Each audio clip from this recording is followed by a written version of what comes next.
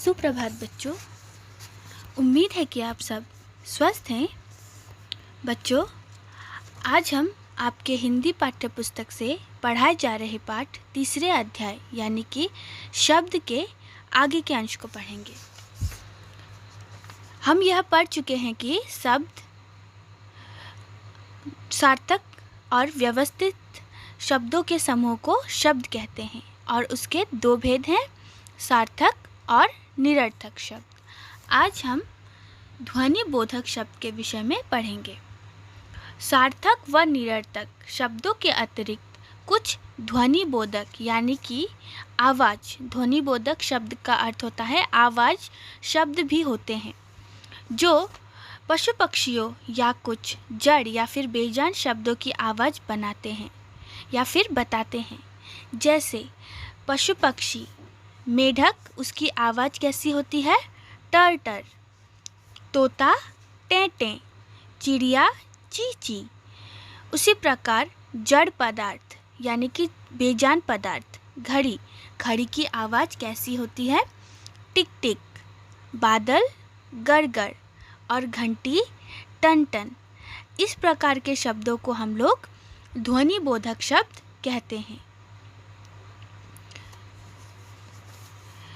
यह भी जान लेते हैं कि किसी भाषा में प्रयोग हो रहे या हो सकने वाले शब्दों के समूह को उस भाषा का शब्द भंडार कहते हैं। यानी कि वे शब्द या तो वे सार्थक, निरर्थक या फिर ध्वनि बोधक शब्द हो सकते हैं। अगर किसी भाषा के अंतर्गत आते हैं या उस भाषा में प्रयोग होते हैं तो वह उस भाषा के शब्द भंडार कहलाते हैं। अब हम जानते हैं कि इस पाठ में हमने क्या क्या पढ़ा है। हमने पढ़ा कि वर्णों के व्यवस्थित व सार्थक समूह को शब्द कहते हैं, जैसे सूरज, गिलास, खरगोश इत्यादि। शब्द दो प्रकार के होते हैं, सार्थक व निरर्थक। सार्थक जिसका अर्थ होता है और निरर्थक जिसका कोई अर्थ नहीं होता।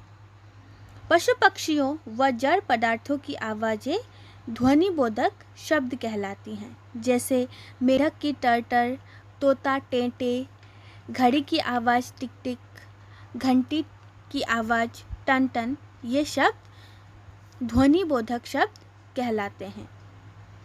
तो बच्चों, ये था पाठ शब्द। आप आज पढ़ाए गए अंश का अभ्यास कीजिए और दिए गए गृह कार्य को पूरा कीजिए। धन्यवाद।